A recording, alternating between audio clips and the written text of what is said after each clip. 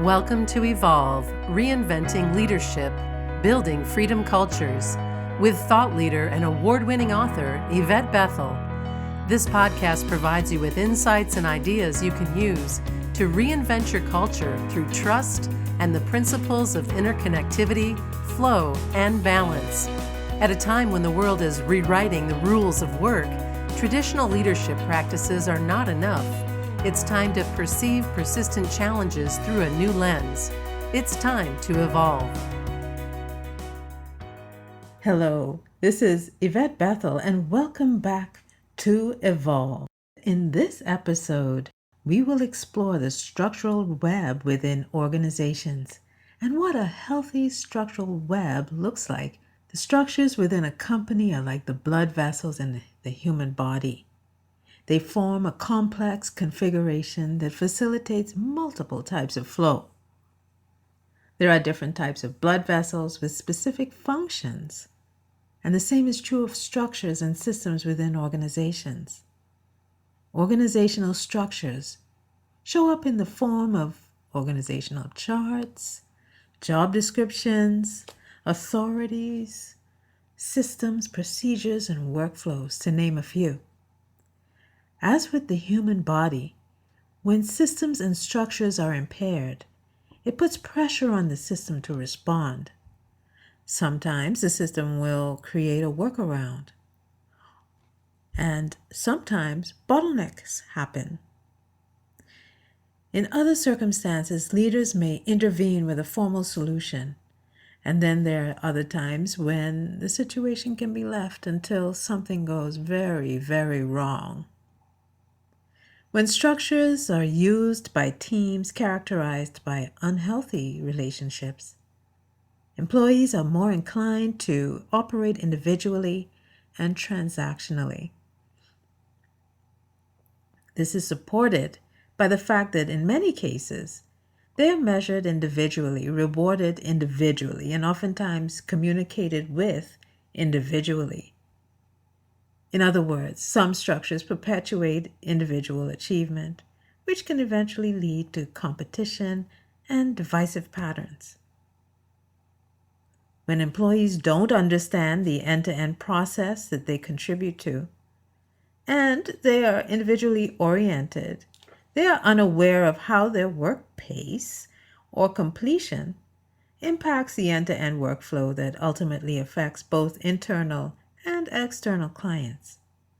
For example, in an organization that has performance management, recognition, reward systems, and other systems that highlight individual achievement, employees will focus on their own goals. Why should they engage others on the team? There's nothing to motivate them to do so. When they operate like this, they can build tensions within the team that impair productivity. In circumstances like this, trust is usually compromised as co-workers are being forced to work together in the name of teamwork. But what's really happening is they don't see the value in helping each other, so they tend to be too busy to support the priorities of their team members. They don't make the connection between their unwillingness to support their team members and the long-term sustainability of the organization. Going back to the blood vessel analogy, blood vessels transport oxygen, nutrients, waste, and other substances, making sure the body gets what it needs and discharges what it doesn't need through various systems. Similarly, communication channels circulate formal and informal information, decisions, gossip, and reactions, to name a few. This carriage of information is central to the effective operation of various structures and systems, so we cannot explore the linkages of relationships with structures without discussing communication. When information is not being transmitted at the right time, in the right way, or for the right reasons, it can serve as a barrier to the productive functioning of structures and systems, leading to bottlenecks, as we said before, work falling through the cracks, and errors. The trouble is, when relationships, communication patterns and structures are addressed as if they are not connected, the intended solution is not likely to be sustainable. For example, when a company has poorly developed job descriptions that omit essential duties or assign overlapping responsibilities, conflict is inevitable. In situations like these, decision makers may opt to address the interrelational conflict, but underestimate or overlook the content of the job descriptions. When a solution is fixated on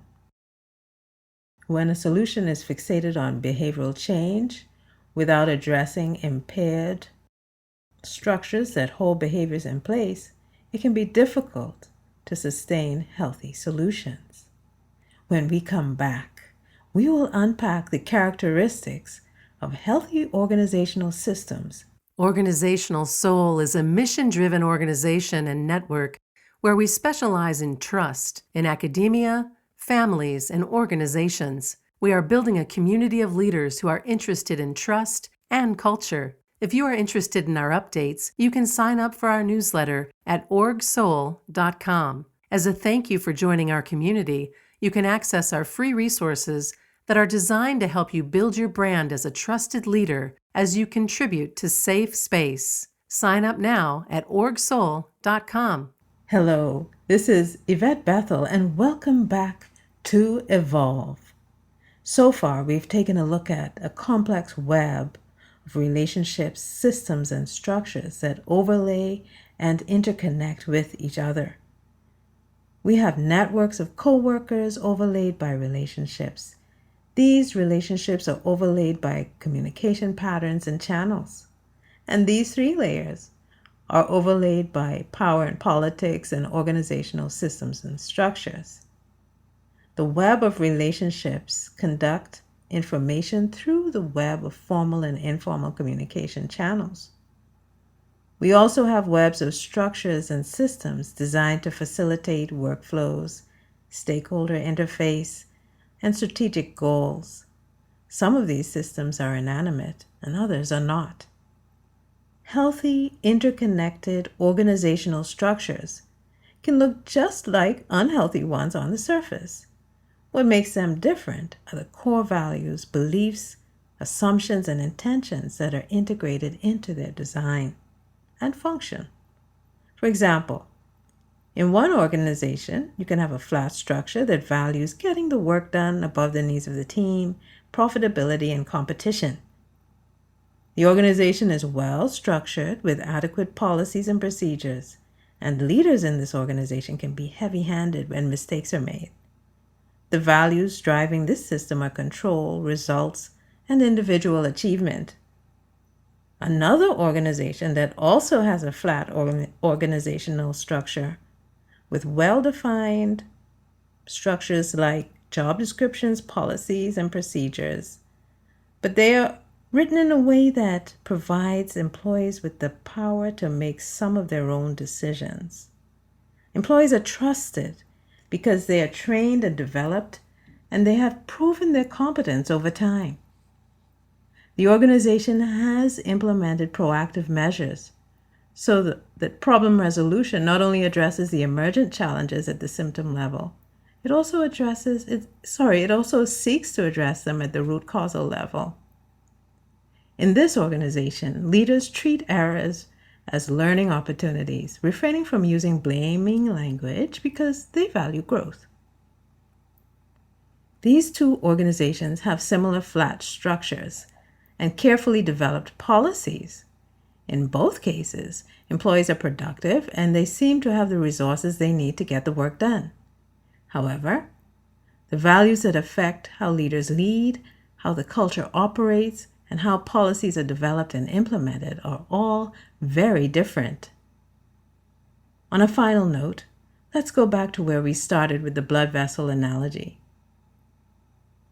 When you take care of your body in terms of nutrition, exercise, and sleep, your body has a better chance of recovering from illnesses and adapting to changes.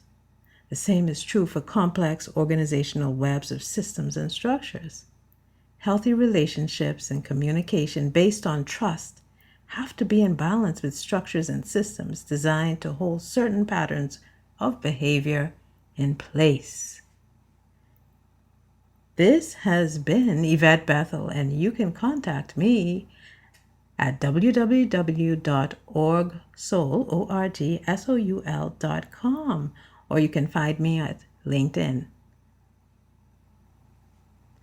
Thank you for joining me for this episode, and I invite you to join me next time on Evolve, Reinventing Leadership, Building Freedom Cultures.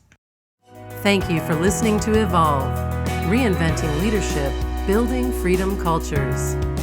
Learn more about our proprietary trust, leadership, and culture courses and certifications at the IFB Academy. You can check them out at organizationalsoul.learnworlds.com.